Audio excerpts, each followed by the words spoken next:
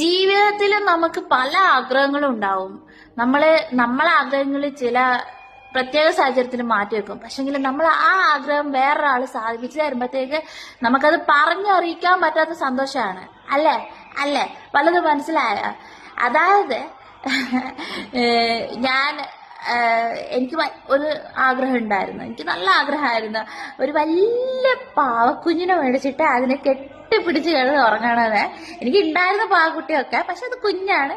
അപ്പൊ എനിക്ക് വലിയൊരു പാവക്കുട്ടി മേടിച്ചിട്ട് കിടന്ന് അതിനെ കെട്ടിപ്പിടിച്ച് കിടന്ന് ഉറങ്ങണം എന്നൊക്കെ ഉണ്ടായിരുന്നു. അപ്പം പിന്നെ അതിന്റെ പൈസ ഒക്കെ നോക്കുമ്പോഴത്തേക്ക് കുറെ നല്ല എക്സ്പെൻസ് ആണ്. അപ്പൊ ഞാൻ മേടിച്ചില്ല. പക്ഷെ അതെനിക്ക് കണ്ടറിഞ്ഞ് എന്റെ ചങ്ക തന്നെ എനിക്ക് ഗിഫ്റ്റ് തന്നു. ഇതാണ് കൂടെ ഉണ്ട് കേട്ടോ. എന്നേക്കാൾ വലിപ്പമുണ്ട്. എടാ ഭീകര, ഒരു ഹായ് പറ. നിന്റെ കയ്യോടെ ഹായ് ഹലോ. ഇതാണ് സുന്ദരനാണ് കേട്ടോ, സുന്ദരൻ. ഞാൻ പേര് കേട്ടോ ലാലി. അടിപൊളി, ഭയങ്കര ഹാപ്പിയാണ്. എനിക്കിത് ഗിഫ്റ്റ് തന്നത് കള്ളപ്പന്നെയാണ്. യാ മോനെ, ഹാപ്പി.